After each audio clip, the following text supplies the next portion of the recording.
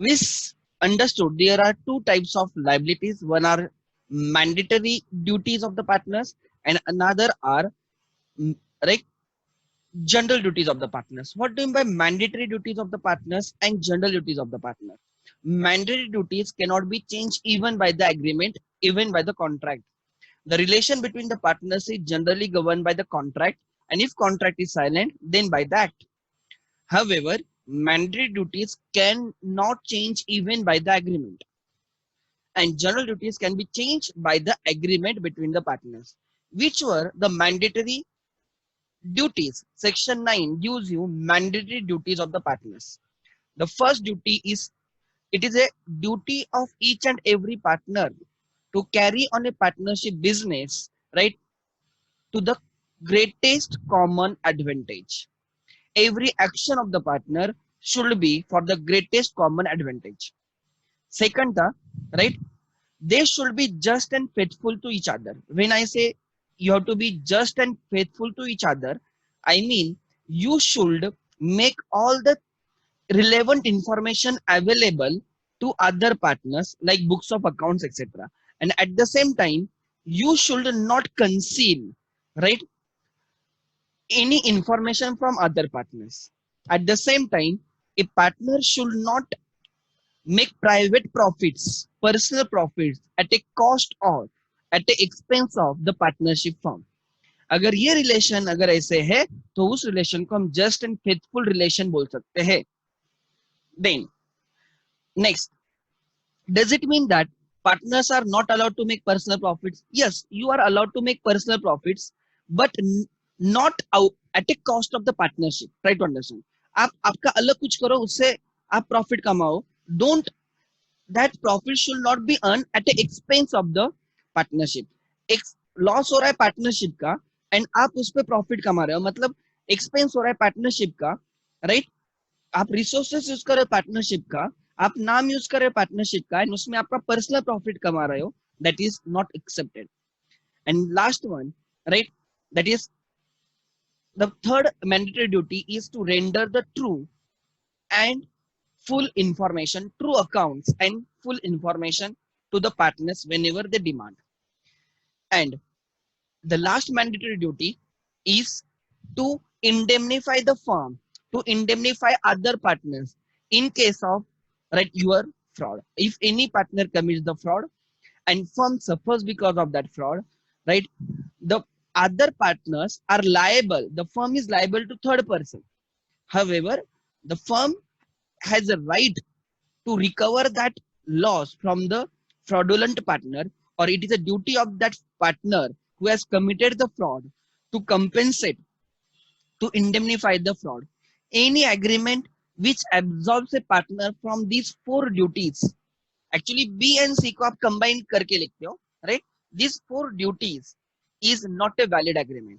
मतलब कोई भी agreement, right, इन चार duties को, right, नजरअंदाज नहीं कर सकता है, उसको, right, निकाल नहीं सकता है. These duties are mandatory. बाकी duties can be changed by the agreement between the partners. To carry on a business to the common greatest advantage, to observe faith, right? Because partnership is which relationship? It is a fiduciary relationship. To indemnify for any fraud, right? A partner has to indemnify for the fraud. Fraud committed by partner makes firm liable to third person. Firm third parties को, right, payment करना पड़ेगा. Third parties को आपको देना पड़ेगा. अगर आपने third parties के साथ कुछ ट्रांजैक्शन किया है, you have to honour the rights of the third parties. आपको थर्ड पार्टी के राइट्स ऑनर करने पड़ेंगे. However, it is duty of that partner who has committed the fraud to compensate, right, to make that loss good to the firm. Then, right, to these fourth, to attend diligently, meticulously, right. So attend the business of partnership very meticulously, right, very diligently. What do you mean by this? Right, every partner, whenever he acts in the name of the firm for other partners, he should understand that his acts binds other partners as well, and therefore, right, his actions may put other partners at a risk, and therefore he should act very carefully, diligently, meticulously, right? He should understand that other partners private estates may get involved because of his, right, uh, careless act. Then not to claim remuneration, कल हम यहाँ पे आके रुके थे, not to claim remuneration, it is, right, duty of the partner not to claim remuneration. कल मैंने आपको एग्जांपल दिया था कि अगर आप आपके घर में कुछ काम करते हो, right, will you claim remuneration for that? No, because you are performing that action, that duty, right, because you are a member of the family. Try to understand. उसके लिए अलग से रेम्यूनरेशन नहीं मिलता। It is your moral obligation, it is your moral duty to help your parents in the day to day work. मैं moral duty बोल रहा हूं। एंड अगर आप वो ड्यूटी ऑनर करते हो, you are not doing anything great, ये आपका काम ही है। Try to understand. Example, right, किसी की रिस्पॉन्सिबिलिटी होती है एंड अगर वो रिस्पॉन्सिबिलिटी ऑनर करता है, right, he is not doing anything great. Try to understand. So I simply mean, right, आपने आपके काम किया है। एग्जाम्पल, गवर्नमेंट ऑफिसर, राइट, हमने एक फाइल गवर्नमेंट ऑफिसर को दी है एंड वो फाइल वो पास करता है। वो पास करने के लिए ही, अगर वो फाइल प्रॉपर है तो he has to pass. Does he doing anything great favor to you? No, it is his duty to pass that file. And अगर उसके लिए वो additional remuneration मांगता है आपसे, in the like, उसको हम bribe बोलते हैं। Try to understand. वो बोल रहा है कि देखो मैं आपकी फाइल पास कर रहा हूँ, you should honor my commitment, you should honor my work. अरे it's your duty. You are not doing anything great out of, right, out of that. तू तेरा ड्यूटी, तेरी रिस्पॉन्सिबिलिटी ऑनर कर रहा है, इसके लिए, राइट, हम उसको कुछ एडिशनल नहीं देते। Try to understand. सो अगर आप जो काम कर रहे हो that is your responsibility only, तो how can you expect remuneration out of that your responsibility? अगर आप कुछ अलग करते हो, मतलब वो आपकी रिस्पॉन्सिबिलिटी नहीं है फिर भी आप करते हो, तो ऑब्वियसली, राइट, आप आउट ऑफ द वे जाके कर रहे हो, तो उसके लिए you are entitled to remuneration. But जो आपका काम ही है वो ऑनर करते हो, इसके लिए आपको रेम्यूनरेशन नहीं मिलेगा। On same basis, partners have come together to do the business, right, common advantage के लिए, राइट, कॉमन गोल है, तो सबने साथ में आके पार्टनरशिप करने का जब डिसीजन लिया है, इसका मतलब ही सबने साथ में आके काम करने का, लाइक, डिसीजन लिया है। एंड अगर कोई पार्टनर उसकी ड्यूटीज ऑनर करता है, तो it is not his right to claim the remuneration, actually it is his duty not to claim the remuneration. ये रिस्पॉन्सिबिलिटी है हर पार्टनर की कि वो, राइट, रेम्यूनरेशन ना मांगे। Again, this duty can be changed because this is not mandatory duty. This duty can be changed by the contract between the partners. And अगर ये duty आप चेंज करते हो, मतलब you allow some partners to claim remuneration, in that case it becomes his right to claim the remuneration. Try to understand. It is a duty not to claim the remuneration, subject to the contract. अगर contract allows some partners to claim the remuneration, to withdraw something, right, over and above the profit in the form of salary or commission, then becomes his right. समझ में आ रहा है? So try to understand. So इसका मतलब, sir ऐसे हो सकता है क्या कि कोई पार्टनर बहुत एफर्ट्स ले रहा है वगैरह, तो हम उसको रेम्यूनरेशन देंगे ही नहीं? Try to understand. अगर कोई पार्टनर विलिंगली, राइट, इंटेंशनली उसका काम ऑनर नहीं करता है एंड इसके वजह से बाकी पार्टनर्स को वो काम करना पड़ता है, in that case the other partner who is doing the extra work, that partner is putting extra labour, extra efforts on the other partner. In that case, right, law उसकी बाजू लेता है और law allows him to get remuneration. Try to understand. सब partners काम कर रहे हैं, everyone is doing their work, sincerely हो रहा है, तो कोई प्रॉब्लम है क्या? नहीं। No one can claim the remuneration, subject to the contract.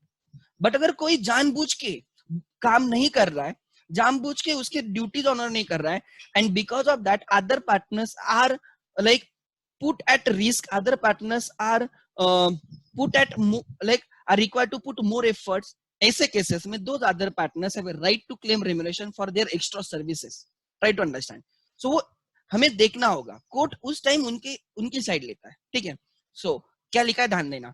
Not to claim remuneration, a partner is not entitled to receive any remuneration, right, in any form, right, for taking the part in the conduct of the business of the firm. It is, however, usual to allow some remuneration to the working partners provided there is a specific agreement to that fact.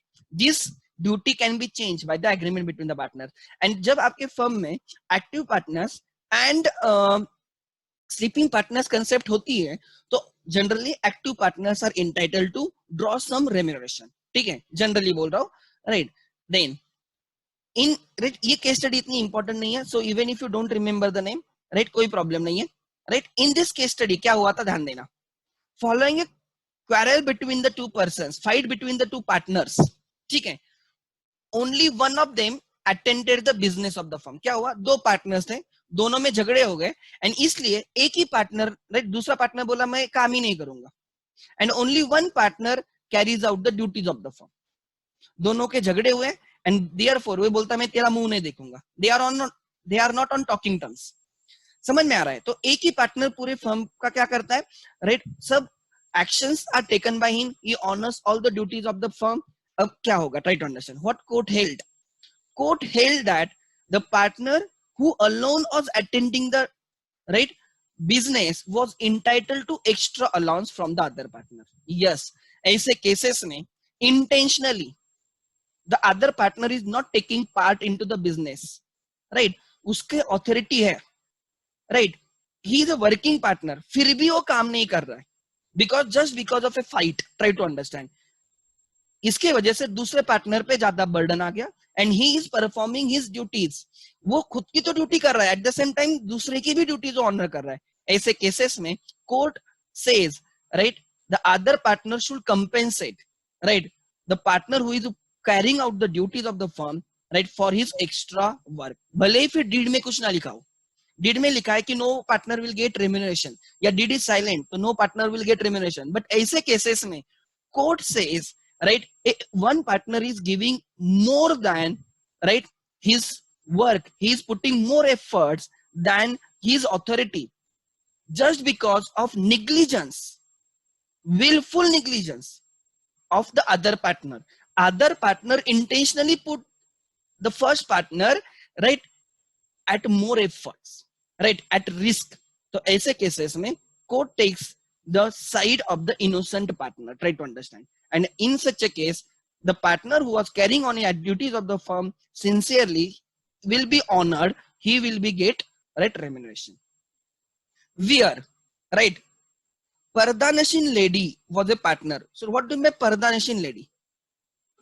What do we mean by Pardanashin lady? Try to understand. Pardanashin lady की concept क्या है? Actually,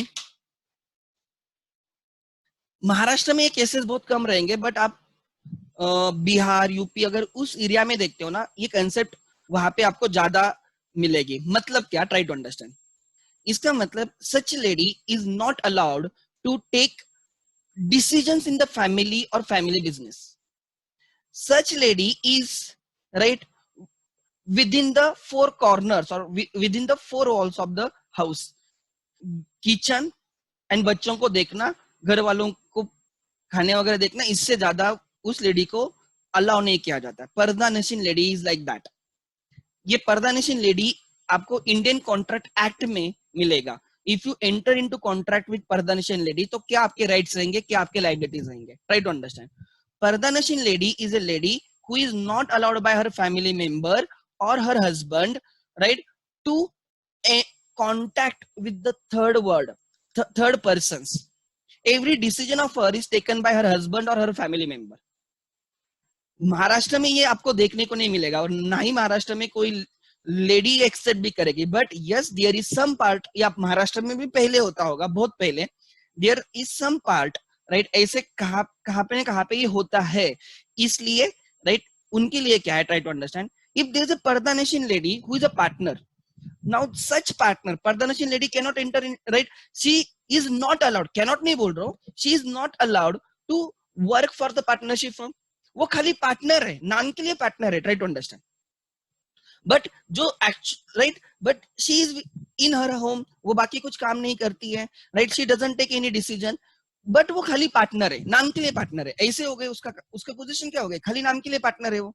actually उसका कोई firm के लिए कुछ फायदा होगा क्या? नहीं होगा, बिकॉज वो कोई डिसीजन में पार्टिसिपेट नहीं करेगी, राइट? ना ही वो उसको काम करने देंगे। देखो, ऐसे लेडीज को पर्दानशीन लेडीज बोला जाता है। इंडिया में पहले ऐसे होता था कि लेडीज को, राइट, काम करने से, राइट, परमिशन नहीं मिलती थी। ट्राई टू अंडरस्टैंड, करेक्ट है रॉन्ग है ये मैं नहीं बोल रहा हूं, मैं खाली क्या बोल रहा हूं, लॉ क्या बोलता है ऐसे केसेस में। Now there is one pardanashin lady, she is a partner with some person, suppose X, mister X के साथ वो पार्टनर है। Now because she is a pardanashin lady, she is not allowed by her family to, right, look after the partnership business. अब ऐसे cases में होगा क्या, right? Now this partner mister X has to carry on his duties at the same time the duties of the other partner, that is pardanashin lady. Don't you agree with that? In such case, don't you think Mr. X is putting extra efforts? Yes. Don't you think he is liable, like he is entitled to extra remuneration for the work carried on by him, even of a पर्दानशीन lady? Yes. तो अगर पर्दानशीन lady आपकी partner होती है, in that case the other partners are entitled to receive remuneration, right? उनको remuneration है, even if deed is silent, still they are entitled to receive the remuneration from the partnership, or they are entitled to get compensated from the share of पर्दानशीन lady. क्या लिखा है ध्यान देना, where a पर्दानशीन lady was a partner, it was held that it is just and reasonable that some allowance must be made to the other partners for the trouble they took in the running the business of the firm. Similarly, we are right, उन्होंने वही लिखा है कि if, हमेशा याद रखना, पर्दानशीन lady concept Maharashtra में इतनी नहीं मिलेगी आपको। सो आप बोलोगे सर ये कहाँ से आ गया पर्दानशीन लेडी, या ऐसी कौन सी लेडी है जो घर के दीवारों में रहेगी और बाकी काम नहीं करेगी, right?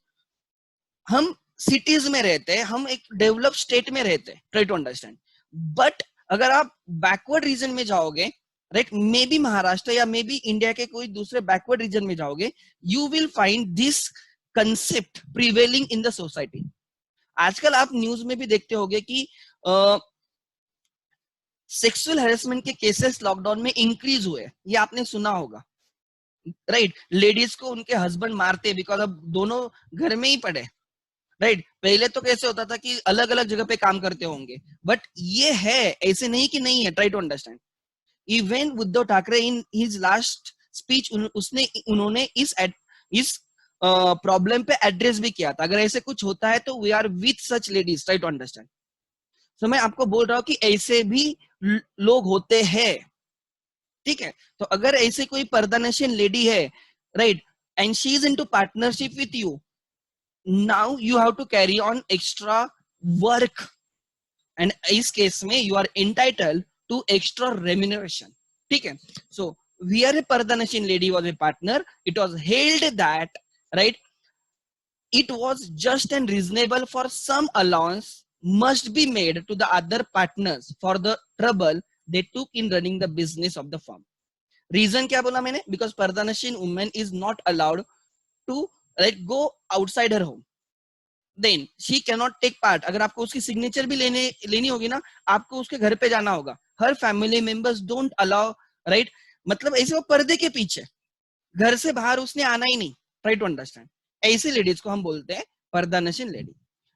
Similarly, this is one point. Second point, similarly where undue labor and extra trouble is imposed on one partner by another partner's willful neglect, intentional neglect, जानबूझ के कर रहा है, and he is putting the other partner at extra labor or, right, extra trouble, अगर ऐसे करता है, in that case, right, क्या लिखा है देखो, where undue labor, right, or extra trouble is imposed on one partner by another partner's willful neglect. Word is willful neglect. Try to understand. जानबूझ के कर रहा है, right, of the business to which he ought to attend. मतलब कोई जानबूझ के उसका काम नहीं कर रहा है, and इसके वजह से दूसरे पार्टनर को वो करना पड़ता है। ऐसे केसेस में ही, such partner is entitled for compensation. वो compensation कैसे किया जाएगा,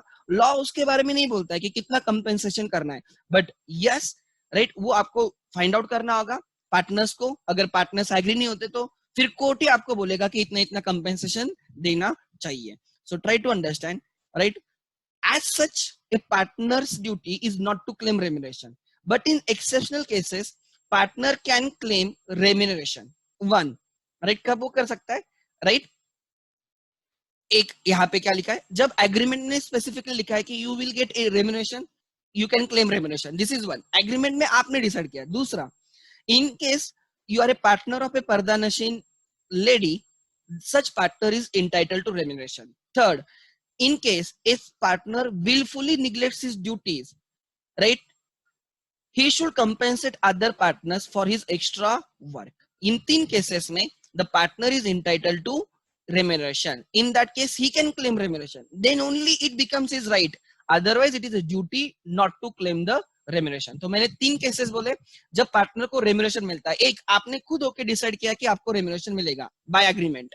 दूसरा, एक partner of pardanashin lady can claim remuneration. And तीसरा, in case a partner willfully neglects his duties, he should compensate other partner, right, for his extra efforts. So in 3 cases में partners, other partner can claim remuneration, otherwise it is duty not to claim the remuneration. आपको prove करना होगा कि the other partner has unwillingly, right, willingly क्या कर रहा है वो, right, neglect कर रहा है उसकी ड्यूटीज. बिकॉज जब वो तो थोड़ी बोलेगा, ट्राई टू अंडरस्टैंड, कि मैं काम नहीं कर रहा हूं. तो जब ये कोर्ट में जाएगी case, right, when the partner will sue the other partner for the remuneration, right, तब पार्टनर को प्रूव करना होगा कि ये जानबूझ के, लाइक, उसको कोर्ट को प्रूव करना होगा, लाइक उसको इंसिडेंट्स बोलने होंगे कि कैसे वो विलफुली क्या करता है, निग्लेक्ट करता है. एंड अगर वो प्रूव होता है, विलफुली निग्लेक्ट जंस की केस प्रूव होती है, तो in that case he is entitled to remuneration. आगे, टू शेयर द लॉसेस, ये कल हमने देखा. It is a right to share the profits and at the same time it is a duty to share the losses of the firm. If agreement is silent, every partner is entitled to share the profits equally. At the same time, it is their duty to share the losses equally.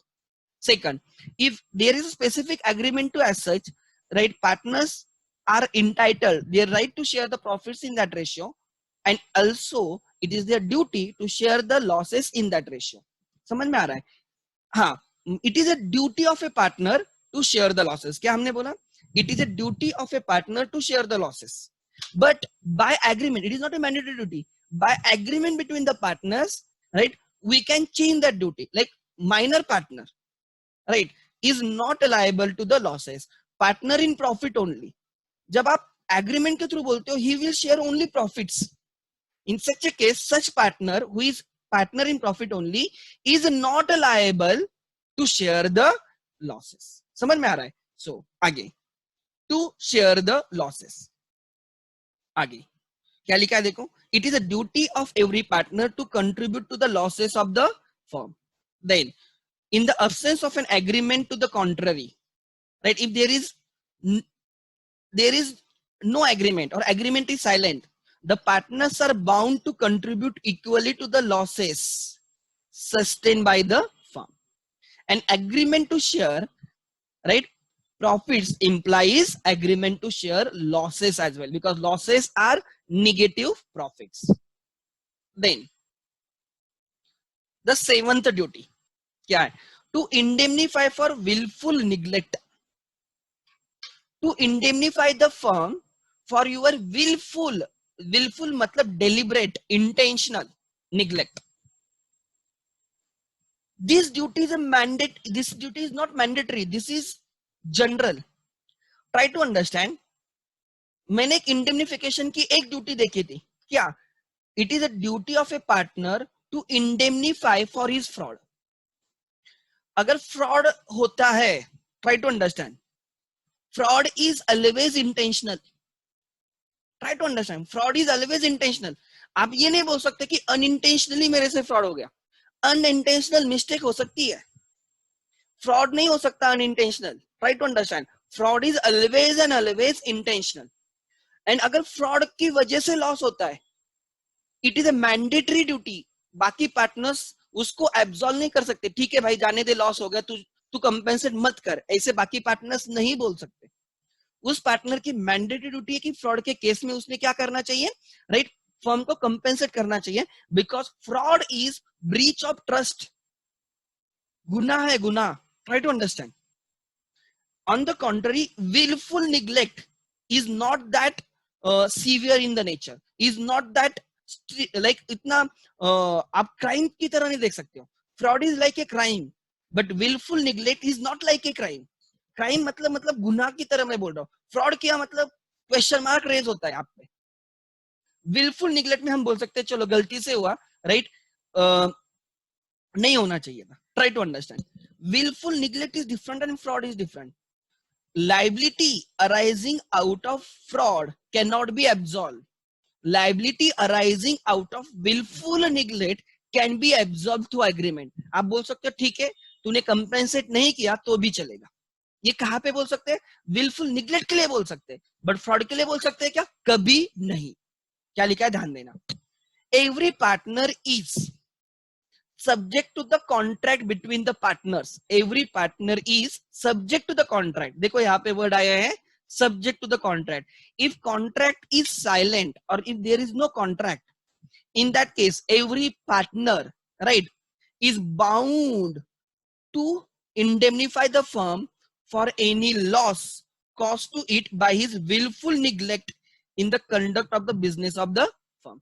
कोई जानबूझ के, try to understand, जानबूझ के क्या कर रहा है? Neglect कर रहा है उसका, उसकी ऑथोरिटी, उसकी ड्यूटी, एंड उसके वजह से फर्म सफर्स द लॉस। ऐसे केस में it is his duty to compensate, to indemnify the firm, but firm through their agreement can absolve the firm such partner. समझ में आ रहा है क्या होता है? सपोज एग्जाम्पल बोल रहा हूं, ठीक है, क्या कौन सा एग्जाम्पल ले सकते हैं कि सिंपल एग्जाम्पल देता हूं, ज्यादा एग्जाम्पल, एक पार्टनर हमेशा क्या करता है, लाइट ऑन ही रख के जाता है। Actually it your partnership is for a common advantage. तो आपने आपका काम होने के बाद लाइट्स वगैरह बंद करके जाना चाहिए, जो भी ऑफिस में एसी है वगैरह वो बंद करके जाना चाहिए, बट एक पार्टनर जानबूझ के हमेशा वैसे करता है, विलफुल निग्लेक्ट करता है, बोलता जाने तो कुछ नहीं होता। And because of that suppose जितना बिल आना चाहिए उससे ज्यादा बिल फर्म का आता है, obviously firm is at loss. जो बिल 4,000 आना चाहिए था अगर वो 8,000 आने लगा, 10,000 आने लगा, तो डोंट यू थिंक, देखो even 1 rupee loss is a loss. Try to understand, it is not easy to earn the money, it is not easy to save the money. Try to understand, loss is loss. अगर एक खुद का घर होता तो वो ऐसे करता का नहीं करता, बट एक पार्टनरशिप का है तो वो बोलता है जाने दो, विलफुली ही निग्लेक्ट्स। देखो अनइंटेंशनली हो जाता है, एक आधे बार हो जाता है, everyone will like accept, but ये जानबूझ के कर रहा है। तो इन दैट केस जो भी एक्स्ट्रा बिल आएगा, सपोज आप बोल रहे हो ऑन एन एवरेज हमारा बिल 4,000 आता है, बट ये जानबूझ के ऐसे कर रहा है, इस बार बिल सपोज 10,000 आ गया, तो now we can recover that 6,000, मैंने क्या बोला, we can recover that 6,000 from such partner. It is our right and it is his duty to compensate the firm for his willful neglect. मैं आपको एक example देता हूं जो मेरे साथ हुआ था। Actually I am not a partner right at that point of time, और आज भी नहीं हूं। When I was doing articleship, जब मैं आर्टिकलशिप कर रहा था मेरे सीए फर्म के साथ, ठीक है, मतलब at the time of pursuing chartered accountancy, तो एक दिन मेरे से क्या होता था, I used to work late night. So office का टाइमिंग सपोज 9 to 6 होता था, बट टैक्स ऑडिट सीजन में, लाइक जब ऑडिट का सीजन होता था 3-4 मंथ्स हम लेट नाइट काम करते थे, बिकॉज हमें वो ड्यू डेट के अंदर क्या करना होता है, काम खत्म करना होता है, एग्जाम, राइट। तो अब उस टाइम क्या हुआ, एक दिन गलती से मेरे से ऑफिस में ना आई मतलब काम हो गया, मैं मेरे इसमें था, रात 10 राइट 12-1 बजे होंगे, और गलती से मेरे से सब ऑन रह गया, एसी वगैरह सब ऑन रह गया। और सुबह मतलब मैं लेट लेट बैठता था, तो नेक्स्ट डे में थोड़ा लेट आता था, आधा पौन घंटा 1 घंटा में लेट आता था। जब मैं ऑफिस में आया तो सब मुझे देखने लगे, एज इफ मैंने किसी किसी का मर्डर किया या कोई मर गया। तो मैंने पूछा क्या हो गया, तो सबने मुझे बोला अब सर तुझे डांटेंगे। क्यों? बिकॉज तू रात को जाते टाइम एसी वगैरह कंप्यूटर वगैरह तेरे सब चालू रहेगा। तो मैं इवन मुझे फ्लैट पे मेरे रूम पे बीएमसी से हॉस्टल पे जाने के बाद भी क्लिक नहीं हुआ कि ऐसे हुआ है। अगर ऐसे पता होता तो I would have come back, मैं ऑफिस में आके बंद करके चला जाता, बिकॉज मेरा ऑफिस सदाशिव पेट में ही था और मैं डेक्कन में रहता था बीएमसीसी हॉस्टल में। तो क्या 2-3 किलोमीटर इजीली पॉसिबल था, बट मतलब मुझे वो क्लिक ही नहीं हुआ। नेक्स्ट डे जब आया तो पूरे दिन सर ने मुझे कुछ नहीं बोला। तो इवन एवरीवन आर सरप्राइज्ड कि सर ने तो डांटना चाहिए था, लेकिन सर ने कुछ बोला नहीं। इवनिंग में मैं जब सर जाते टाइम मुझे बोला प्रसाद ऑफ सब जाते टाइम 2 बार कंफर्म करते जा कि बंद है ना। मैंने बोला हाँ सर, सॉरी कल के लिए। तो सर ने बोला चलता है, एक राइट अनइंटेंशनल है, ट्राई टू अंडरस्टैंड।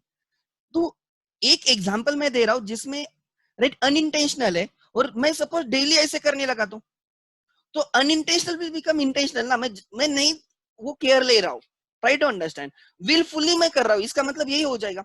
देखो गलती 1-2 बार होती है, गलती हमेशा वही अगर आप रिपीट करने लगोगे तो सामने वाला भी बोल रहा है जानबूझ के कर रहा है। ट्राई टू अंडरस्टैंड मैं क्या बोल रहा हूँ। इस अगर ये डेली होने लगा तो obviously he would have scold, right. उन्होंने मुझे डांटा होता, फिर ऐसे मेरे से हमेशा होता, तो ऑब्वियसली वो तो मुझे रुकने ही नहीं देते फिर इन दैट केस ऑफिस में। बोलते ऑफिस खत्म तू निकल। समझ में आ रहा है एक what is willful and what is intentional, what is not in right unintentional, ये आपको समझ में आना चाहिए। नाउ मैं एक एग्जांपल के थ्रू मैं आपको बोल रहा हूँ कि आपसे आपकी ड्यूटी में राइट ऑनर करते टाइम निग्लिजेंस हो सकता है। अगर वो विलफुल निग्लिजेंस है, देखो अनइंटेंशनल है तो आप ज्यादा सोचोगे भी नहीं, गलती से हो मतलब ये हमें पता भी नहीं था हो गया, उसका तो टेंशन ही नहीं। आपको पता है कि आपके इस एक्शन की वजह से या तो आप कुछ कर रहे हो या आप कुछ नहीं कर रहे हो, उसके वजह से फर्म लॉस में होगी, ये आपको समझ में आ रहा है। ये आपको समझ में आ रहा है कि आपके एक्शन की वजह से या आपके ओमिशन की वजह से firm will be at loss. आप फ्रॉड नहीं कर रहे हो, बट आप विलफुल जानबूझ के निग्लेक्ट कर रहे हो। ऐसे केसेस में right it is duty of such partner to compensate the firm for the loss. समझ में आ रहा है? ऐसे केसेस में इट्स माय ड्यूटी, जानबूझ के किया। एग्जांपल राइट ऑफिस में पेंट्री और वहां पे सपोज आग लगी है और मैं देखता बैठा, आई एम ए पार्टनर और मैं देख रहा हूं, I am not taking any action. Don't you think right ये विलफुल निग्लिजेंस है? और अगर इसमें कुछ लॉस होता है तो ऑब्वियसली आई शुड कंपेंसेट, दिख रहा है ना ऑब्वियसली। सो अगर ऐसे होता है I should have taken appropriate steps. आपको प्रूव करना होगा कि ये राइट विलफुल निग्लिजेंस है। अगर ये प्रूव होता है विलफुल निग्लिजेंस है तो it is a duty of such partner to compensate the firm.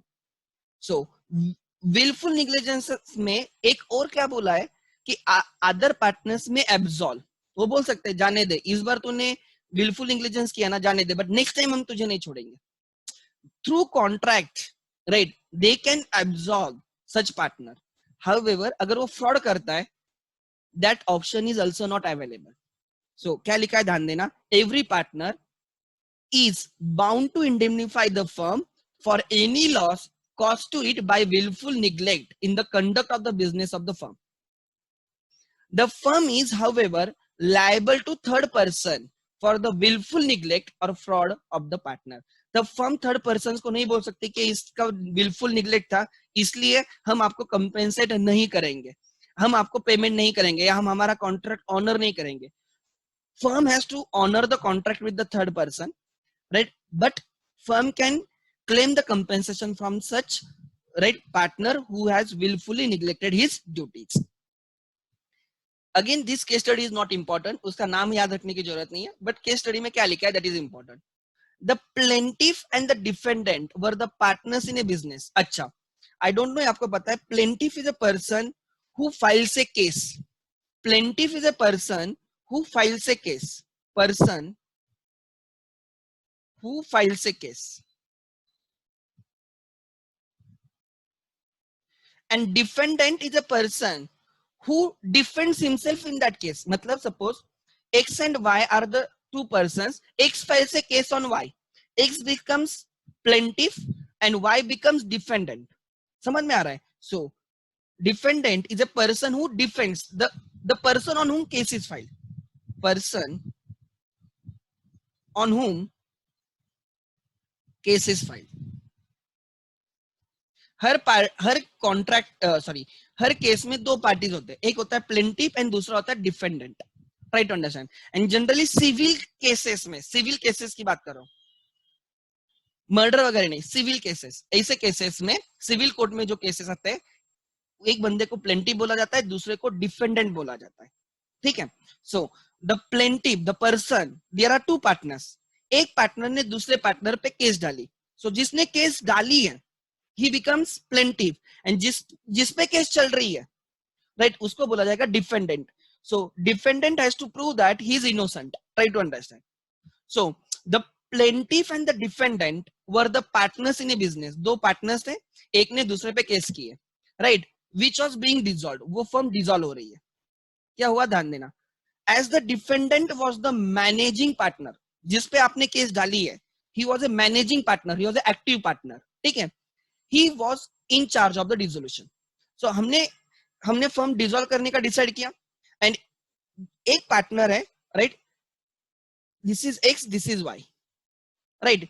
Plaintiff is X and defendant is Y. Y was a managing partner and he was in charge of the dissolution. Dissolution में क्या किया जाएगा, he will sell all the assets, he will realise them into cash, and वो cash third parties में creditors वगैरह, bankers वगैरह, उनको उनके लाइबिलिटीज पे करने के लिए यूज हो जाएगी, एंड जो बचेगी that will be distributed between the partners. ये डिसोल्यूशन की प्रोसेस होती है, बराबर. Now mister Y is in charge of the dissolution. अब क्या होगा, ध्यान देना. So mister Y should sell the assets and at a good price. उसका पर्पस क्या होना चाहिए कि अच्छे प्राइसेस मिलने तक वो वेट करेगा, एंड राइट, जैसे प्राइस अच्छी मिल जाएगी असेट्स को, he will sell off the assets. अब क्या होगा, ध्यान देना. Although the plaintiff had advised the defendant to immediately dispose, right, certain bales of the cotton, the defendant said that, right, defendant said that, right, defendant said that he would do so at the end of the dissolution. क्या हो गया, X and Y के बीच में case चल रही है, Y dissolution का in charge है, and there are some cotton bales. Cotton is a perishable, इतने दिन नहीं चलेगा, राइट. कॉटन बिल्स की बात कर रहा हूं मैं. अब क्या हो गया, एक्स ने वाई को बोला कि तू डिसोल्यूशन देख रहा है, अच्छी बात है, एक काम कर, ये जो कॉटन बिल्स है ना, इनको जल्दी सेल कर दे, इनको जल्दी सेल कर दे. एंड वाई बोलता है नहीं, मैं जब डिसोल्यूशन खत्म हो जाएगा ना, मतलब at the end of the dissolution, मैं तब उसको सेल करूंगा. एक्स ने बोला है तू जल्दी सेल कर दे कॉटन बिल्स, राइट. वाई बोल रहा है कि कोई दिक्कत नहीं है, हम बाद में भी सेल कर सकते हैं, हमें अच्छी प्राइस मिलेगी सपोज. अब क्या हो गया आगे जाके, देखो, बाय द टाइम, कब की बात कर रहा हूं, by that time I mean, right, जब तक वो आपका डिसोल्यूशन खत्म होने आता है, तब तक prices of the cotton went down materially. वो जो कॉटन बिल्स के प्राइजेस थे वो ड्रास्टिकली क्या हो गए, कम हो गए. And the court had to decide whether the partner was guilty of willful neglect और नॉट. अब एक्स बोल रहा है, राइट, जज को बोल रहा है, माय लॉर्ड, मैंने उसको बोला था कि कॉटन बिल जल्दी सेल कर, बट इसने सेल नहीं किए, राइट. जब वो सेल करने गया तब उसके प्राइजेस बहुत कम हो चुके थे, इसलिए firm has suffered the loss. ये विलफुल निग्लेक्ट है एंड ही शुड कंपेंसेट अस और अदर पार्टनर्स और द फर्म. एक्स बोल रहा है ये विलफुल निग्लेक्ट है, इसने जानबूझ के तब कॉटन बिल सेल नहीं किए, एंड अब जो फर्म का लॉस हुआ है, he should compensate the firm. ये किसका स्टैंड है, एक्स का स्टैंड है. X has brought Y into the court. अब वाई बोलता है, राइट, कोर्ट को डिसाइड करना है whether it is wilful neglect और नॉट. वाई का कंटेंशन है कि कोर्ट को बोल रहा है मुझे नहीं पता था कि उसकी प्राइसेस डिक्रीज हो जाती है, अगर मुझे पता होता तो आई वुड हैव सोल्ड. मुझे नहीं पता था, मैंने जानबूझ के नहीं किया ये. Try to understand, right. वो बोलता है कि मेरा जो जजमेंट था, वो एस्टिमेट था, वो गलत गया. ट्राई टू अंडरस्टैंड वो क्या बोल रहा है, मेरा judgement, it is error of judgement. मुझे लगा था कि आज से बेटर प्राइस कल मिलेगी, इसलिए मैंने सेल नहीं किया। ये मैं विलफुली नहीं किया, इसमें मेरा क्या फायदा है, मेरा भी लॉस है ना। तो वो अब एक्स बोल रहा है इसने जानबूझ के किया इसे, एंड इसके लिए फर्म का लॉस हुआ है। जो कॉटन बेल सपोज 1 लाख में सेल होते, आज वो राइट 10,000 में ही सेल हो रहे हैं, 90,000 का लॉस हो गया। ये 90,000 का loss is of Y and not of us. मेरा उसमें हिस्सा नहीं होना चाहिए। फर्म का लॉस हुआ है, वाई शुड कंपेंसेट, उसके कैपिटल से उतना माइनस करो। वाई बोल रहा है कि मुझे इसकी कोई मतलब, मुझे अगर पता होता कि अगर firm will be at loss, कल जाके कॉटन बेल्स के प्राइसेस कम हो जाते, तो व्हाई वुड आई, मैं सेल करता, मैं तभी सेल करता ना जब उसकी प्राइस 1 लाख थी, 10,000 तक मैं क्यों रुकता। वो बोल रहा है कि इट इज नॉट विलफुल, ये लॉस हुआ है, आई डू एग्री कि फर्म का लॉस हुआ है, बट ये विलफुल निग्लेक्ट नहीं है, and thereby I am not responsible to compensate the firm. With all evidences, court comes to the conclusion that, क्या लिखा है ध्यान देना, the court held that mere error of the judgment, mere right error of the judgment does not amount to willful neglect. Mere right error of judgment, error in the estimation is not willful neglect. Right, and in this case, right, the partner had no reason to anticipate the sudden fall in the prices. So, उसका judgment wrong हुआ है. Try to understand. उसने willfully loss नहीं, willful negligence नहीं है. It is an error of judgment. So try to understand. Error of judgment is different, and willful neglect is different. Loss हुआ है, do agree. Court also agrees. X and Y also agrees. However, X बोल रहा है ये willfully उसने किया है. And x को क्या प्रूव करना है, विलफुल निग्लिजेंट है, एंड वाई को क्या प्रूव करना है, it is not wilful negligent, it is error of judgement. Court says it is error of judgement, and error of judgement does not amount to wilful neglect. हाँ, अगर this is not error of judgement, example overall दिख रहा है, market में दिख रहा है, अब ट्रेंड देखो कि prices of cotton bills is decreasing, prove हो रहा है, मतलब उसके पहले से ही प्राइसेस डिक्रीज हो रही है. अगर ऐसे दिखता है कि मार्केट में प्राइसेस डिक्रीज हो रही है, फिर भी हमारा वाई सेल नहीं कर रहा है, फिर हम बोलेंगे कि yes right trend is negative, and फिर भी वाई सेल नहीं कर रहा है, तो कोर्ट में से it is not error of judgement, right, it is wilful neglect, and in that case court may have held Y responsible. Try to understand. But ऐसे कुछ तब जब वो कोर्ट में केस चल रही होगी, तब ऐसे कुछ नहीं होगा कि प्राइजेस स्टेबल रही होती होगी, थोड़ा फार फ्लक्चुएशन होता होगा, राइट, ऐसे सडन डिक्रीज नहीं होता होगा, एंड अचानक से प्राइजेस डिक्रीज हो गई, इसमें क्या करोगे. एग्जाम्पल ऐसे हो जाता है कि हम ओनियन में डील कर रहे हैं, आज सपोज ओनियन की जो हमारे पास स्टॉक में उसकी प्राइस 1 लाख है, ठीक है, आज सपोज 1 लाख है, एंड 10 दिन के बाद राइट या आज हम सेल करने जाते हैं ओनियन, आज हमें 1 लाख मिलता है, पार्टनर्स गए, एक पार्टनर गया, उसने ओनियन सेल किया, they are dealer in onions, 1 lakh में सेल किया, 10 दिन के बाद इसी ओनियन की प्राइस 5 लाख हो जाती है. यू नो ओनियन की प्राइसेस ड्रास्टिकली अचानक से कभी भी इंक्रीज होती है, कभी भी डिक्रीज होती है, 5 लाख में सेल हो जाता है. अब अदर पार्टनर से तेरे वजह से फर्म का 4 लाख का नुकसान हो गया, and now you should compensate 4 lakh. Now try to understand, जो पार्टनर्स क्लेम कर रहे हैं कि विलफुल निग्लेक्ट है, उनको प्रूव करना होगा कि विलफुल निग्लेक्ट है, एंड जो पार्टनर बोल रहा है ये विलफुल निग्लेक्ट नहीं है, उसको प्रूव करना होगा it is error of judgement. वो बोल सकता है कोर्ट को, how can I predict future की प्राइसेस 5 लाख हो जाएगी, अभी तक मार्केट देखो ना, मार्केट उस पर ही चल रहा है, अगर मैं सेल नहीं करता तो मे बी ओनियन खराब हो जाते, ऐसे उसको प्रूव करना होगा. ट्राई टू अंडरस्टैंड, दोनों को अपना अपना लाइक जो भी स्टैंड है वो प्रूव करना होगा, एंड अगर कोर्ट में ये प्रूव होता है कि इट इज विलफुल निग्लेक्ट, तो यू हैव टू कंपेंसेट. अगर कोर्ट में ये प्रूव होता है it is error of estimation, error of judgement, तो you are not suppose to right compensate the firm. So try to understand, यहाँ पे court ने क्या बोला, error of judgement does not amount to right? Willful neglect, this is important. Error of judgment is not amount to willful neglect. Then, and that will change from case to case. You have to collect evidences. जब court में case चलती है खाली एक evidence पे नहीं चलती है. Try to understand, you have to prove many evidences. तो इस केस में दोनों अपने अपने दावे देंगे and accordingly court will decide whether it is willful neglect और whether it is just a error of judgement. अगर willful neglect प्रूव होता है तो यू हैव टू कंपेंसेट. अगर वो एरर ऑफ जजमेंट प्रूव होता है तो you are not required to compensate. ठीक है.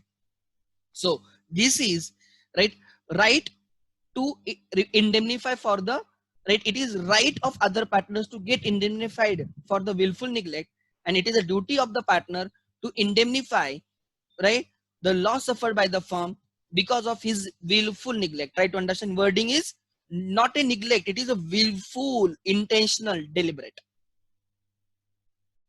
Then ये right में भी हमने देखा था. राइट क्या राइट है? To hold and use the property of the firm exclusively for the firm. मैंने राइट में देखा it is the right of every partner to use the property of the firm only for the firm, purpose of the firm. समझ में आ रहा है? It is the right of every partner to use the property of the firm और to apply the property of the firm only for the purpose of the firm.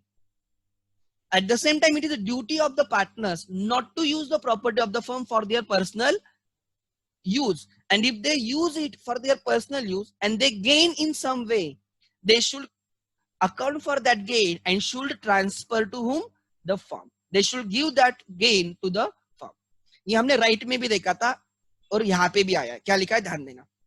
It is a duty of every partner of a firm to hold and use the property of the firm exclusively for the purpose of the business of the firm. बाकी कोई personal use के लिए करना है क्या? Use नहीं करना है, फर्म के लिए यूज करना है. It is a duty. The partners may agree differently through contract. They can change this duty, but in such a case there should be specific agreement to that effect. If you allow some partners to use the property of the firm for his personal use, that has to be through contract only. वो उसके लिए contract mandatory है. This duty can be changed through only contract. Try to understand. अगर contract नहीं है, then it is a duty of every partner to use right the property of the firm only and only for the purpose of the business of the firm. समझ में आ रहा है? आगे again case study का नाम important नहीं है, बट उसमें क्या लिखा है that is important. Facts of the case. A ship belong to the two partners. Ship रहेगी belong to the two partners. One of the partner is also the captain of the ship. दो partners की एक ship है, उन्होंने partnership में ship ली होगी. Ship is a property of the partnership and उनमें से एक पार्टनर खुद कैप्टन है उस शिप का. अब क्या होता है आगे देखो. While the ship was operating under the charter parties, royal parties.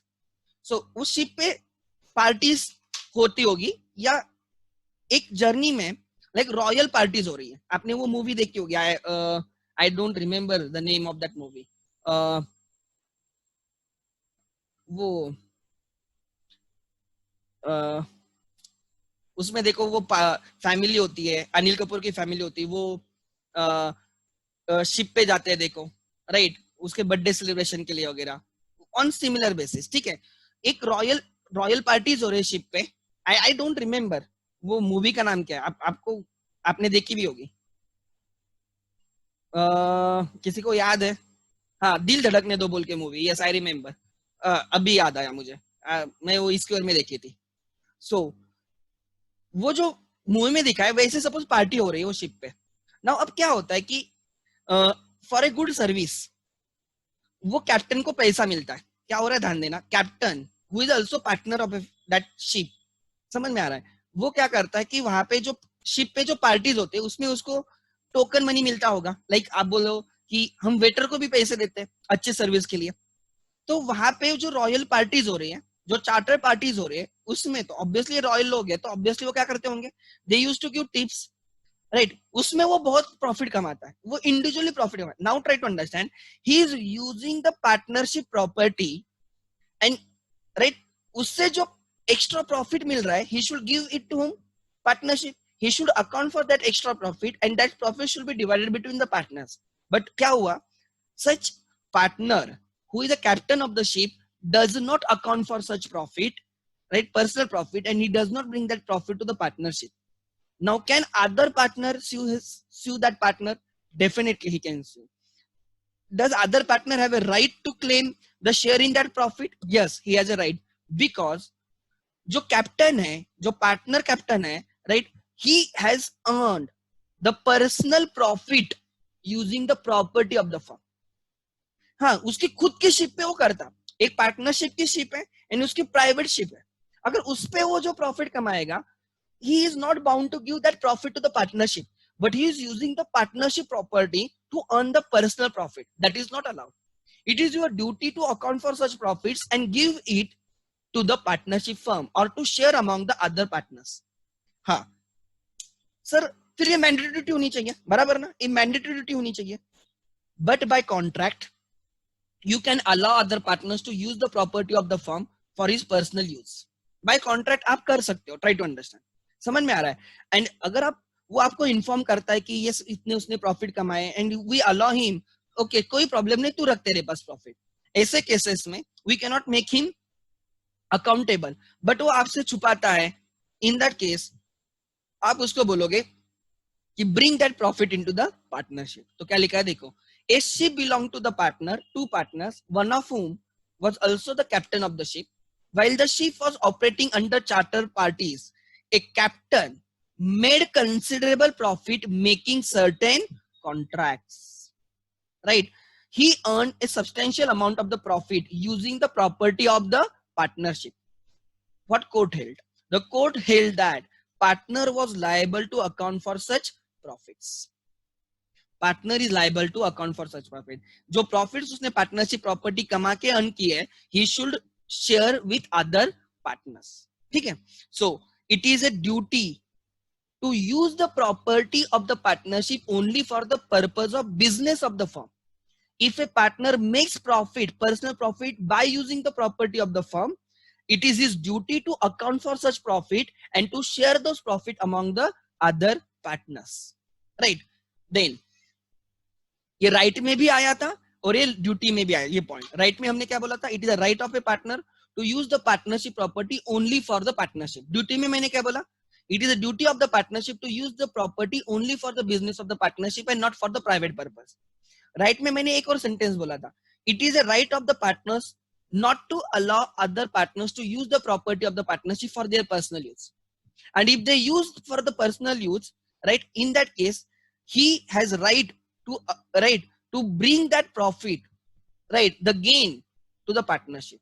And duty में हम बोल रहे हैं, अगर आप पार्टनरशिप प्रॉपर्टी यूज करते हो पर्सनल यूज के लिए एंड उससे अगर आपको कुछ प्रॉफिट होता है, you are bound to account for that profit and share with the other partners. Rights में भी वही है, ड्यूटीज में भी वही है. ठीक है, आगे. To account for personal profit. What do you mean by to account for personal profit? अगर पार्टनरशिप कनेक्शन के थ्रू, पार्टनरशिप के नाम की वजह से, पार्टनरशिप की प्रॉपर्टी यूज करने की वजह से अगर आप कुछ पर्सनल प्रॉफिट कमाते हो, तो it is your duty to account for that profit and to share those profit with the other partners. अब ध्यान देना क्या हो रहा है.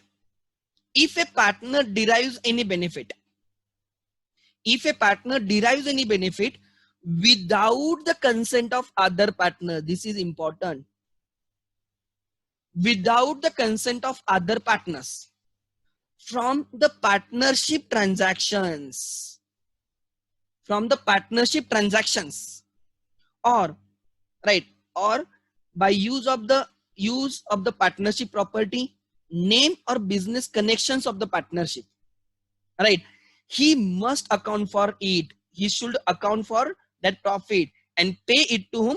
Firm. This is because the partnership between the partners is a fiduciary relationship and no partner is entitled to make any personal profits using the partnership transactions, partnership property, partnership firm name and partnership business connections. समझ में आ रहा है? So try to understand. अगर मैं एकत्व में partner हूं तो इट इज माई ड्यूटी, अगर मैं कुछ एकतम का नाम यूज करके एकतम के बिजनेस के थ्रू मैं कुछ पर्सनल प्रॉफिट कमाता हूं, तो it is my duty to account for that profit and to bring it into the partnership firm, because it is because of the firm, it is because I am their partner. Try to understand. समझ में आ रहा है? हाँ, मैं कुछ personal capacity में कमाता हूँ without using the partnership name, partnership connections, partnership property, और without any transaction with the partnership. मैं मेरे खुद के कैपेसिटी में अगर कुछ कमाता हूँ, that is my profit, I am entitled to retain that profit. But अगर जिसका कनेक्शन पार्टनरशिप के साथ है, तो I am bound to give that profit to the partnership. अब इसमें एग्जांपल जो दिया है मैं आपको समझाता हूं, ध्यान देना. Right, A B C are the partners, A B C are the partners. ठीक है, they are into sugar refining industry, sugar refine करने का. ठीक है, so they purchase the sugar, they refine it. ठीक है, so ABC is a firm, they are into sugar refining process. C is also a dealer in the sugar, वो खुद dealer in the sugar है, and he has a good knowledge about the sugar, कि prices कब change होती है, sugar market के बारे में उसको अच्छे से नॉलेज है. He is a partner, your partner. It is advantage for you कि आपके पास ऐसा कोई पार्टनर है who knows ins and outs of the sugar market, because firm sugar purchase करेगी, will refine it and will sell it. तो जब वो शुगर परचेस करेगा, maybe raw sugar purchase करते होंगे, उसको रिफाइन करके उसको सेल करते होंगे, एंड उसमें वो प्रॉफिट कमाते होंगे. Now C knows sugar market, even C को अच्छे से पता है कब शुगर परचेस करनी चाहिए, कब सेल करनी चाहिए, लाइक दैट. ठीक है, किससे परचेस करनी चाहिए, everything. Now A and B authorise C to purchase the sugar and to sell the refined sugar, because C has a good knowledge. और आपने उसको पार्टनर उसके लिए लिया है ना, कि उसको नॉलेज है, उसका नॉलेज का हम फायदा लेंगे. Now A and B have authorise C to procure the sugar for the partnership firm, so that partnership firm will refine it and thereafter it will sell it. ठीक है, now see क्या करता है, सी has knowledge. उसने क्या किया, पहले ही खुद के नाम पे पर्सनल स्टॉक था उसके पास, he had already purchase sugars. उसने पहले ही शुगर परचेस करके रखी थी at a lower rate, because he knew कि प्राइसेस कम होते हैं और प्राइसेस कब इंक्रीज होते हैं. उसने खुद के नाम पे ही, actually he was a dealer in the sugar, ऐसे पकड़ के चलो, उसने खुद ही शुगर परचेस करके रखी थी at lesser rate. And today suppose उसने 1 लाख की शुगर परचेस करके रखी थी, रुपीज 1 लाख की. I was talking about to account for personal profits. ठीक है, ट्राई टू अंडरस्टैंड उसमें क्या था. राइट, मैंने बोला, मैं एग्जांपल दे रहा था आप लोगों को कि एबीसी वर द पार्टनर्स. मेरा एग्जांपल बहुत सिंपल था. ABC were the partners, they were into sugar refining business, sugar refining business. C had a great knowledge about the sugar in, like sugar industry, or right, sugar business. Okay, and A and B interest C to purchase the sugar for the partnership firm. Partnership firm will refine the sugar and they will later on sell it at a good price. They will use the knowledge, right, of the C for their partnership business. अब C ने क्या किया, suppose C had all, A and B बोलते हैं कि we need sugar. Now C क्या करता है, C खुद, right, C will look after the procurement of the sugar. C क्या करता है, supplies sugar to the firm out of his own stock. C ने क्या किया, उसके खुद के स्टॉक में से पार्टनरशिप फर्म को शुगर सप्लाई की. देख, उसने क्या बोला कि फर्म रिक्वायर्स शुगर, तो उन्होंने ए एंड बी ने बोला कि procure the sugar and bring it to the partnership firm, उसको हम रिफाइन करेंगे. Now C on his own, right, supply sugar to the partnership firm and that sugar is right from his personal stock, उसके personal stock में से. Now अब क्या हो रहा है, he had purchased that sugar at a lower price of rupees suppose 1 lakh. उसने already वो परचेस करके रखी थी at a lower price of rupees 1 lakh. Today the prices has increased and today the price is suppose 1,50,000 and she supplies that sugar to the firm at rupees 1,50,000. इसमें सी ने उसके own 1 lakh की sugar purchase की थी at rupees 1 lakh. He supplied same sugar to the partnership firm for rupees 1,50,000. C has made a profit of rupees 50,000. C ने profit कितना कमाया 50,000 because he purchased at 1 lakh, right? He sold at 1,50,000 to the firm. इसमें C का profit 50,000 है. Now this C has earned a 50,000 का profit through a transaction of a firm.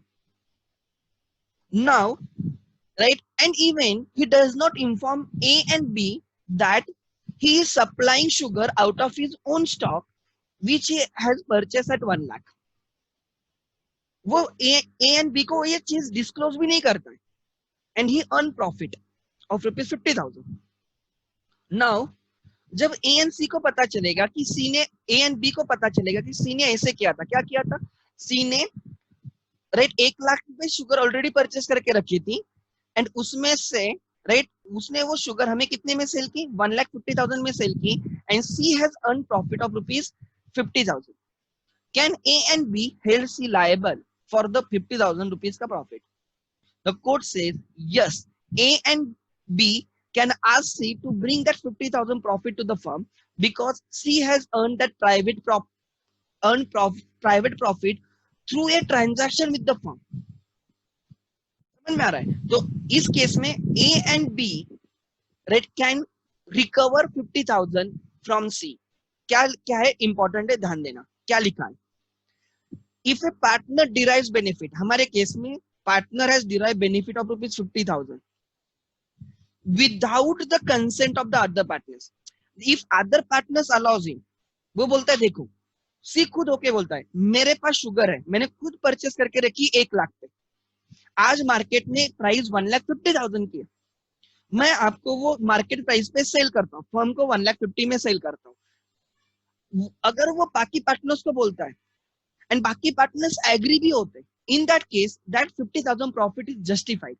Then in that case C is not liable to bring that 50,000 profit to the firm. But यहाँ पे C does not reveal that, right? C does not take the consent of other partners, right? मतलब यहाँ पे breach of trust है, mutual, right? Mutual trust वो उसने नहीं रखा है. Try to understand. तो क्या हुआ है, ध्यान देना. If a partner derives any benefit without the consent of other partners from the partnership transaction, right वो पार्टनरशिप को सेल कर रहा है 1 लाख की शुगर 1,50,000 में सेल कर रहा है, राइट. आगे क्या हुआ, right, he must account for and pay that profit to the firm. This is because the relation between the partners is a fiduciary relationship and no partner is entitled to make any personal profit. अगर वो 1,50,000 में cell कर रहा है and उनकी consent नहीं ले रहा है, मतलब यहाँ पे ब्रीच ऑफ ट्रस्ट है. समझ में आ रहा है? And try to understand. हमने मैंडेटरी में देखा था your action should be for the benefit of all, common advantage के लिए होना चाहिए. This action is only for his own benefit, this is not justified. दूसरी बात, राइट, हमने देखा था कि every partner should give true and fair information to other partners. यहाँ पे सी is concealing the fact that he had already procured that at 1 lakh and he is selling it to the firm at 1,50,000. ऐसे हो सकता है किसी firm को बोलेगा देखो अगर आज हम परचेस करने जाते हैं तो 1,50,000 में गिरेगी, यस, तो मैं आपको 1,50,000 में सेल करता हूँ ना, मैंने 1 लाख में ली थी, मैं आपको 1,50,000 में सेल करता हूँ, let me earn my profit. देखो आज मेरे से नहीं लेते तो भी आप किसी और से लेने जाओगे, आपको 1,50,000 पे करने, तो why don't you allow me to earn 1,50,000 and let me earn 150,000 का profit.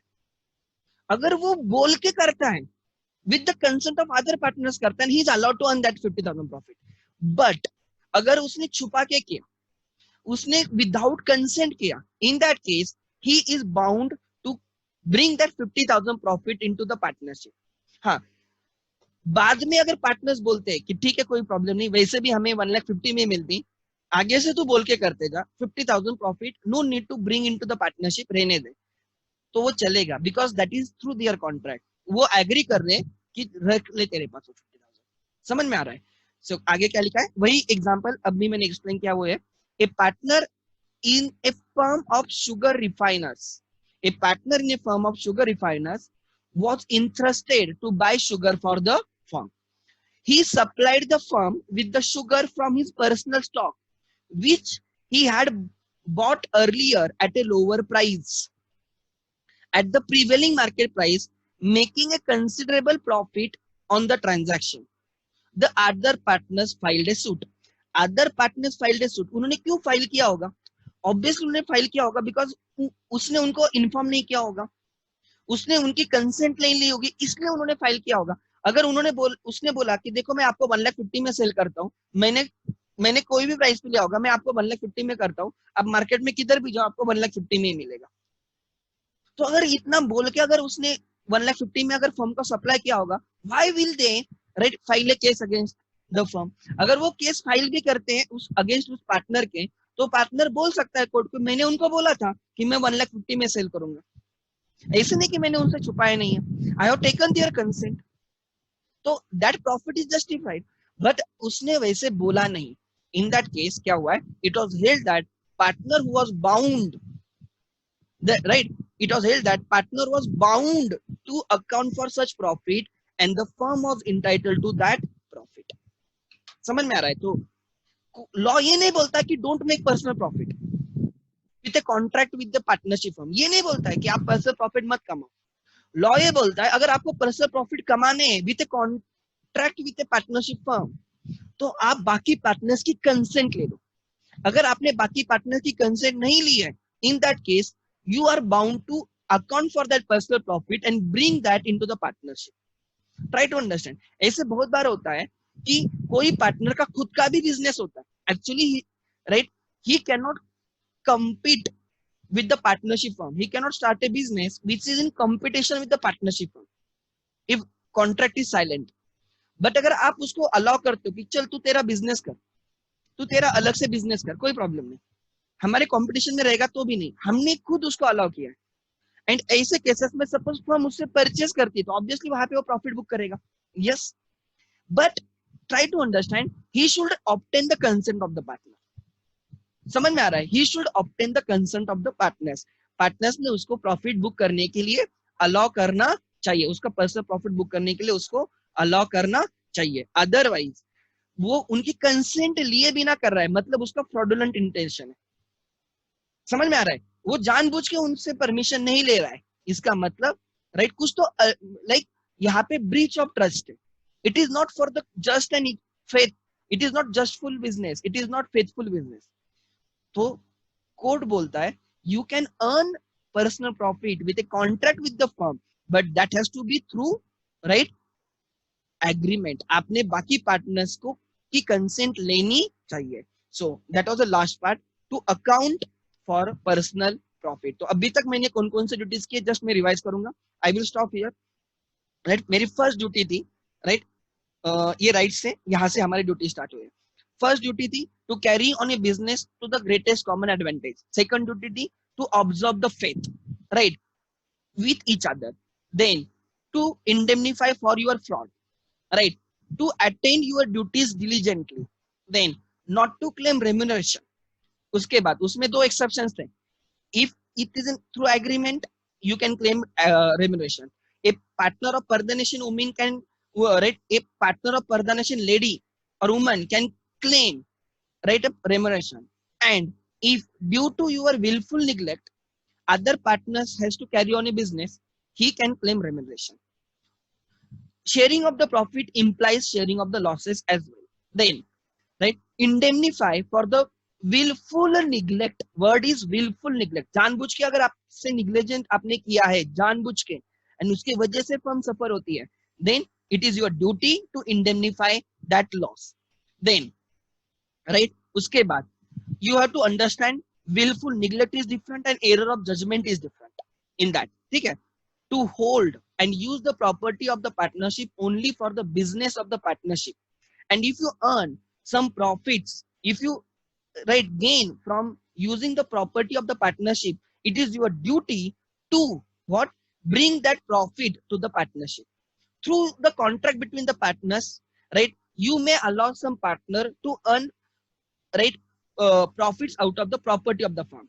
That, right, that can be changed, but there should be contract for that. Again, to account for personal profits, if a partner earns personal profit with a from a contract with a partnership, उसने cement bag like उसने sugar supply की and he earned profit with a contract with the partnership or using the name of the firm. Example मैं देता हूँ. Suppose हमने एकतम में suppose recording system purchase किया. हमने 5 रिकॉर्डिंग सिस्टम परचेस किया एंड एक रिकॉर्डिंग सिस्टम की प्राइस सपोज 2 लाख है, राइट. मार्केट में उसकी प्राइस 2,30,000 है, बट हमने 5 परचेस किए इसलिए हमें 2 लाख में गिरे. अब क्या होता है, I want to purchase a recording system in my personal name, not in the firm name, right. Class के लिए नहीं, मेरे पर्सनल पर्पज के लिए मैं लेना चाहता हूँ.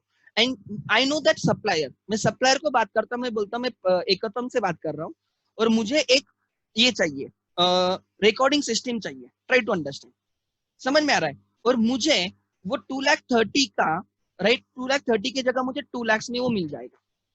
I am using the name of the partnership firm for my personal gain. मुझे 30,000 की सेविंग्स होंगी. I should actually inform other partners that I am using the business connection and I am saving, right. मैं मेरी cost save कर रहा हूँ.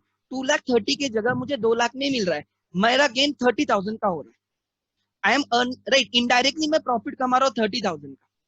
I should inform other partners कि I am gonna use the connection of the partnership for my personal benefit.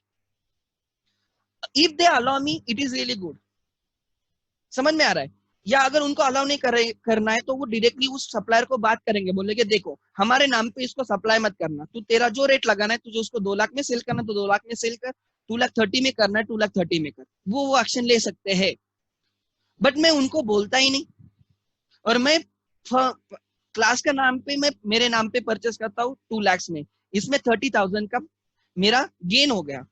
I am right, I have gained using the partnership connection, the class का नाम. तो in that case I am supposed to reimburse that 30,000, compensate, right. इसमें firm का loss नहीं हुआ है, but I have gained, मैंने gain किया फर्म का नाम लेके, तो I will be supposed to compensate the firm. समझ में आ रहा है. तो ये पता होना चाहिए. या ऐसे समझो कि पार्टनरशिप में और सपोज सीमेंट बैग सेल कर रहे हैं, we are dealer in the cements, हम सेल कर रहे हैं. अब मैं क्या करता हूँ, एक मुझे कोई पार्टी अप्रोच करती है, मुझे पर्सनली पार्टी अप्रोच करती है और मैं उनको बोलता हूँ देखो हमारा इतना बड़ा बिजनेस है वगैरह, मैं आपको सप्लाई करूंगा. I am using the name of the partnership and I am supplying the goods. Try to understand. मैं क्या करता हूँ, जो मेरा सप्लायर है जिससे मैं पर्सनल भी बिजनेस कर रहा हूँ, मैं मेरे सप्लायर को बोलता हूँ मैं देखो इनका पार्टनर हूँ, आप मुझे कम रेट में दे दो. वहां पे भी मैं सेव कर रहा हूँ. और मैं मेरे सेलर्स को बोल रहा हूँ देखो मैं इतने बड़े फर्म का पार्टनर हूँ, मैं आपको सेल करता हूँ, आपको अच्छे दाम में देता हूँ. वहां पे भी मैं गेन कर रहा हूँ. एंड अगर ये मैं बाकी पार्टनर्स की अनुमति के साथ करता हूँ, उनके कंसेंट से करता हूँ, दैट इज अलाउड. देखो उनको अलाउ करना नहीं करना है, it's their choice. If they allow me then I can make such profit. अगर उनको अलाउ नहीं करना है तो obviously I can not do that. I can not use the name of the partnership. Try to understand. मैं उनको without दियर consent, उनको मालूम ना होके, राइट, उनको इन्फॉर्म ना करके मैं ये कर रहा हूँ.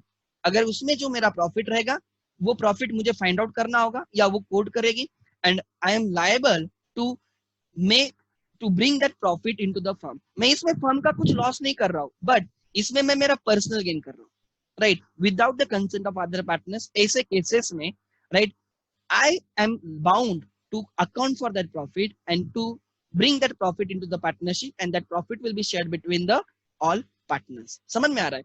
So try to understand, right, with a contract with the partnership or using the connection, business connection of the partnership, using the name of the partnership or using the property of the partnership, I gain something without the consent of other partners. It is my liability, it's my duty to compensate, to bring that profit. Compensate word ठीक नहीं रहेगा.